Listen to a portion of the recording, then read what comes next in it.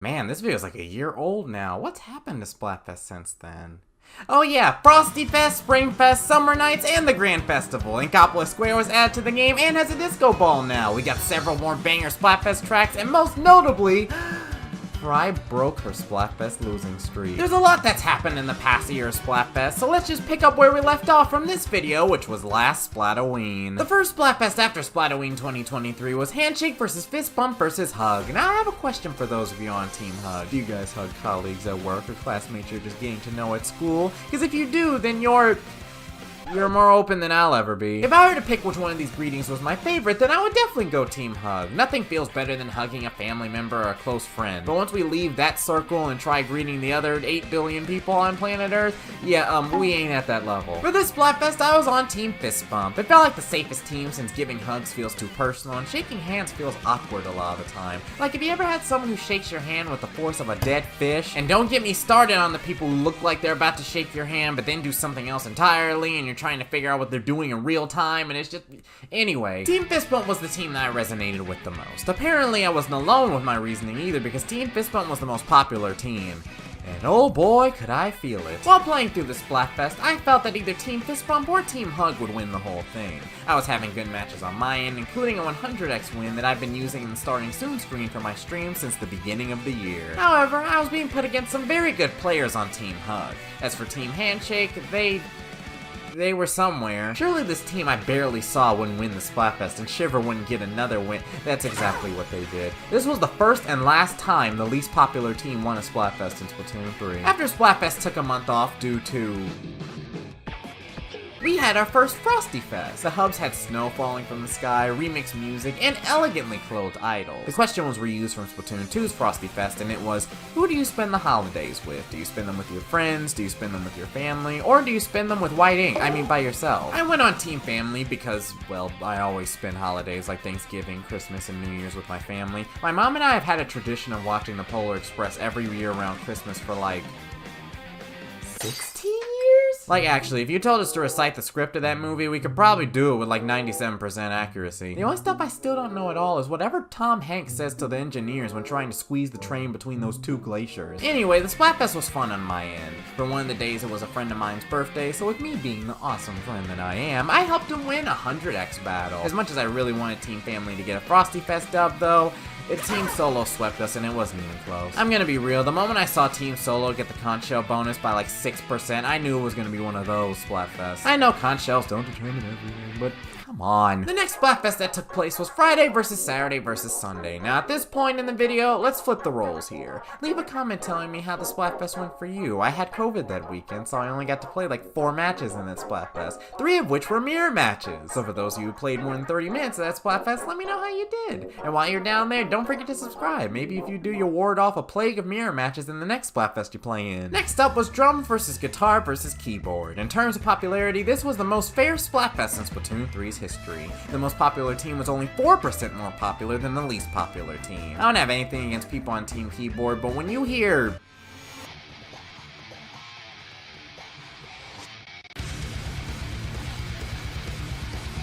yeah, you're gonna go Team Drums or Guitar. I eventually decided to go on Team Drums because percussion is the heartbeat of any music, and I was gonna be darned if I joined the middle team again and lost. This Splatfest was alright, you know, a couple wins here and there, a 100x win against 2 of my own viewers, and being able to go to a refurbished Inkantation Square. This was the first Splatfest that took place after Side Order release, so this was the first time that those who beat it could see Inkantation Square at night. Oh, spoiler alert, I guess? You know, Pearl and Marina are shown in like 3 different Splatoon 3 trailers, so I think everybody knows by now. The day version of Inkantation Square is already touched up from how it looks in Splatoon 2, but the nighttime version was just...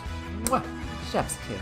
I know Marina's keytar and we're so back boosted morale for Team Keyboard too because they netted all 3 win categories. This Splatfest was when the system we all know today was implemented and Team Keyboard won 500 points, tied for the most points won in Splatfest alongside another team that we'll talk about later. After we had got Splatoween and Frosty Fest back, that just left one piece of the Trinity left and that was Springfest. Fortunately, it returned in April 2024. While Frosty Fest asked a more personal question about who you choose to spend the best times of the year with and sparked conversation about people's connection in their their lives. Springfest was like, hey yo, which one of these things look the cutest to you? For this Splatfest, I was on Team Little Bunnies. Baby chicks are cute, but I just wasn't drawn to them. I was almost gonna join Team Bear Cubs though, but at the last moment I remembered that those little guys might grow up to be some eldritch horror like this. You already know that the devs went all out with the designs for all 3 hubs, and this time around there is a pink skybox instead of a nighttime one. Again, I would love if this got put into the multiplayer, and I've heard that can be pretty easy to do, but alas, I guess we'll have to wait until Splatoon 4. This was a Splatfest that I played at least 7 hours of, and the first game I played with some friends was a 100x battle. We didn't, win that 100x battle, but it was still very fun. We probably should have though, because Bear Cubs ended up erasing the 0.07% lead we had at halftime, and using that to help guarantee their Splatfest victory. A few things would have had to change here for us to beat Bear Cubs and win the Splatfest, but I'm still salty we lost to Team Baby Chicks by 0.01%. I don't know how many total tricolor matches were played during that Splatfest, but there can't be more than a couple hundred matches in that small 100%. It could be smaller than that too. We may have only lost by like 7 matches. I'll never know, and that upsets me. The next Splatfest that took place was same old versus bucket list versus save the day. I was on Team Save the Day because I want to protect my home should an asteroid or something else threaten it. I thought most of you would share the same thought process, but no, y'all just want to give up on your dreams and die. I said this in a past Splatfest video, but I would still do everything I can to prevent or mitigate an apocalyptic event. To be honest though, I talk a big game about the whole human race being able to work together to stop a mass extinction event, but I couldn't even coordinate with 3 other people with what weapons we should use in a turf war game, so maybe it's a doomed effort. Now at this point, Shiver and Big Man were just playing monkey in the middle with Fry. For the past 7 Splatfests, they were going back and forth with Splatfest wins, with none of them going to her. But this Splatfest, Fry finally caught the ball. Dear God, that was still close though. 0.4% Team Same Old, you were so close. Team Save the Day, we tried our best. After getting Splatoween, Frosty Fest, and Springfest back in Splatoon 3, the community was pretty satisfied, but the devs had some other surprises up their sleeve. The first one was Summer Nights. This Splatfest had a more, summery vibe, with ice cream inflatables and the idols wearing or cosplaying as different summer fruits. Now, in case you don't know, I live in California. California is a US state that has about 840 miles of coastline, so surely I would go on Team Beach, right? Wrong. I went on Team Theme Park because I can't stand sand and I don't know how to swim. To be fair though, California also does have some very fire amusement parks, and with how much you have to pay to buy a home here, it basically feels like you're buying a palace anyway. This time I was sure that I would win. I was winning a ton of matches against Team Beach and the 20 players that I saw on Team Palace. We were even winning at halftime too. All we needed to do was hold that lead, and yeah, we couldn't even do that. If Team Theme Park literally just won 1/10% more games than Open, we would have won the Splatfest and probably would have had a cute little 2 Splatfest win streak going. But no, Team Beach wrangled that away from us and kept Big Man undefeated in seasonal Splatfest. However, there was a big Splatfest incoming. A grand one, you could say. One that would blow every single Splatfest before it out of the water. And it was Get that off the screen right now. We all knew Team Rice was gonna win from the start. It was this! All 3 idol groups were coming together. We were going to a whole new hub area, and this fest would presumably determine the fate of the next Splatoon game on the successor to the Nintendo Switch. The question was, which is the most important to you? The past, the present, or the future?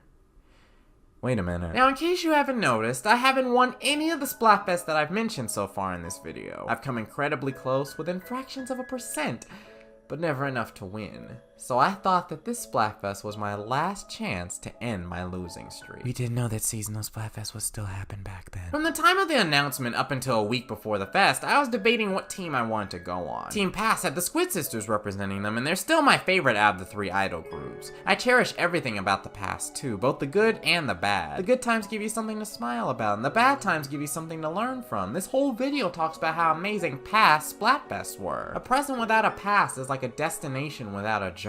But the past can also consume you. Certain elements of it can traumatize you, while others can depress you. As someone who values the past so much, I catch myself always saying, man, I miss those times. I hate how things are now. I just want to go back to how things used to be.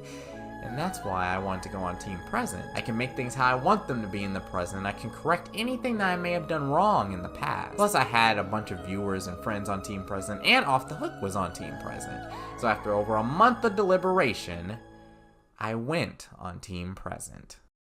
Oh, and sorry, Team Future, I didn't consider you all that much. For me, the present in the future is like a buy one, get one free sale. If you do well in the present, you'll probably be fine in the future, too. Day 1 of the Grand Festival was awesome. Everyone was transported to the Grand Festival grounds, all 3 idol groups were performing, and I, like many Splatoon players, spent way too much time breaking my D-pad instead of actually playing Splatfest matches. On this day, I just played with viewers, racking up wins for Team Present. For this Splatfest, the chances of getting 10x battles were boosted, thus boosting the festival shells you would get, and thus boosting the amount of 100x and 333x battles that would occur. I could definitely sense this frequency change right away. On day 2, I was joined by some of my friends. Now at this point, I collected 4 festival shells from my first day of playing in the Grand Festival. Even though I explicitly stated that fact toward the very beginning of our play session, one of those friends had the genius idea of donating to another one's stream and getting us to play all Snipe Rider for a game. Now I want you to take a very wild guess as to what happened the second we did that. Yeah.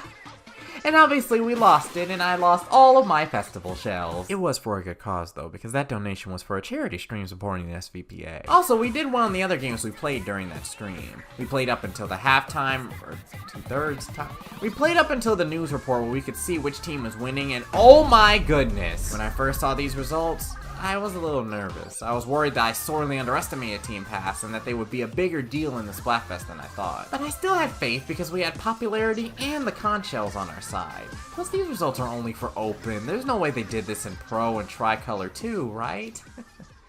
Right? And on day 3, the sun had set on the Grand Festival grounds, and the 7 idols were performing 3 wishes. I didn't play as much that day, but I did join a friend for the last hour of Splatfest. We were racking up some last-minute wins for Team Present, and our last match of the fest was a 100x battle. Now after the quad Snipe Rider incident, I was hungry to get a 100x win by the end of the Splatfest. And that's just what we were able to do. Now with the Splatfest done, all that was left was the result. Assuming Team Present was the most popular team, all we had to do was take 1 or 2 of the win categories and our victory would be assured. But alas, Team Pass snagged all 3 win categories and won the Splatfest. They had net a grand total of 500 points, tying with Team Keyboard's 500 points that I mentioned earlier. This meant that I lost every single Splatfest that took place in the last year. If I had just gone with my first instincts, then things could have been different. If I had just joined Team Pass, then I would have won the Grand Festival. And before you ask, no, I didn't win Splatoon 2024 either. But I'm not mad. I got to be part of a truly special event. I played with plenty of friends and fans, and I had a blast. And hey, Splatfests aren't over just yet. I've still got at least 3 more chances to end this Splatfest losing streak, and I intend on using them. So if you want to watch that journey, be sure to leave a like and subscribe with notifications on. I always stream Splatfest right here on this channel, so that'll make sure you don't miss out. And comment down below what the last Splatfest you won in Splatoon 3 was. I'll see you all next time.